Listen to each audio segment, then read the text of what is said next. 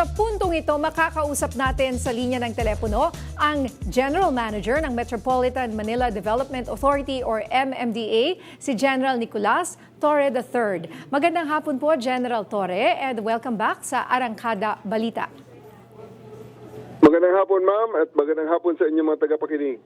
Well, General, tanong ko muna kung kumusta na ang inyong mga unang linggo bilang General Manager ng MMDA? Well, exciting, challenging, at talagang we're looking forward. I'm looking forward na makadeliver sa mga expectations ng ating mga kababayan. And General, paano makakatulong kaya yung pagiging pulis nyo dyan sa bago nyong posisyon bilang General Manager po? Una-una sir, good afternoon din sa inyo. Good afternoon. Sa question niyo yan, kung anong maitutulong, no? Alam nyo, ang palagi naging expectations ng ating mga kababayan, dahil nga pulis ako, pag unang pinag-usapan ka agad, traffic, pagkatapos manghuli tayo rito, manghuli doon, Opo. hindi ho ganun talaga. Lingid sa, or alam naman ng ating mga kababayan, sa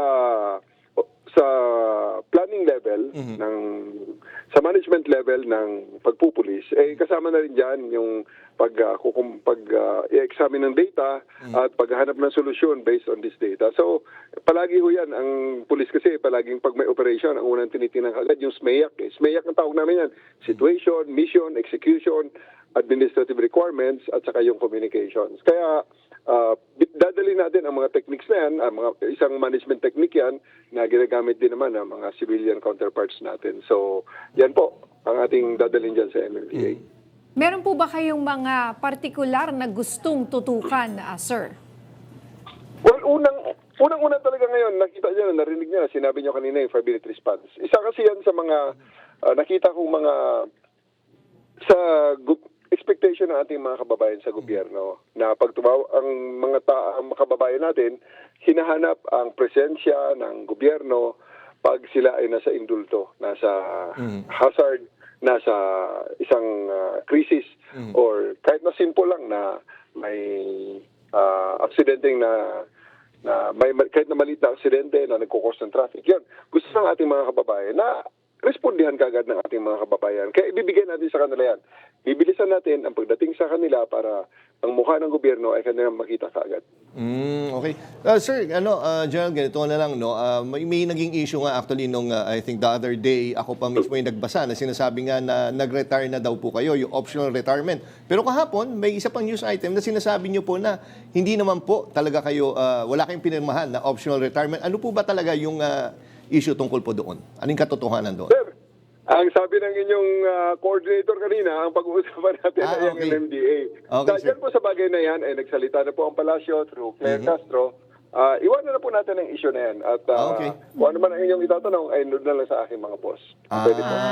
Okay, sir.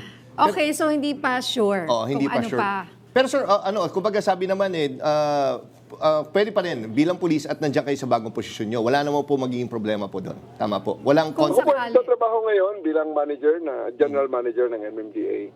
At ito ay utos ng ating Pangulo. Ganun sir. Sir, kamusta naman yung working relationship niyo po with si Attorney Don Artes po? Naging malinaw naman po. Lagi ho kami nag-uusap ni Attorney Don Artes dahil bilang chairman ng MMDA, siya po ang aking direct superior. Sa kanya po ako nagre-report at sa kanya po ako kumukuha ng kumpas kung ano ang aking gagawin. At ang mga nakikita niyo dyan, 5-minute response, medyo may mga nagsasabi sa atin na gumagaan ng konti ang ating mga traffic at medyo bumibilis-bilis na ng konti sa mga supposedly ay mga rush hours. Yan po ay dahil sa mga concept na ibinigay din sa atin ni Chairman Artes. Siguro po, General Torre, ano lang ang mensahe nyo sa publiko para sa ito, sa bagong hamon po sa inyo bilang general po? Maraming salamat sir sa pagkakataong ibinigay niyo sa akin na maihayag ang mga bagong programa ng MMDA at sa akin ay masabi ko rin ang aking mga nasalo ng mga programa. Sa ngayon po, ang MMDA, your MMDA is working for you in Metro Manila at pwede niyo kaming matawagan sa Metrobase 136. Dahil lang po sa telepono 136, may mga telepono po na nangangailangan ng 02. Pero pag kayo tumawag dyan, may sasagot pong operator sa inyo within 15 seconds at magbibigay po kami ng reaksyon ng responde sa inyo kung yan ay aksidente sa kalsada within 5 minutes at pagkatapos, in 10 minutes, i-clear po natin, tapusin natin yung ating usapin dyan sa kalsada para hindi na tayo makaabala sa dalo ng trapiko. Kailan po mag-uumpisa ito, General Torre, o nag-umpisa na?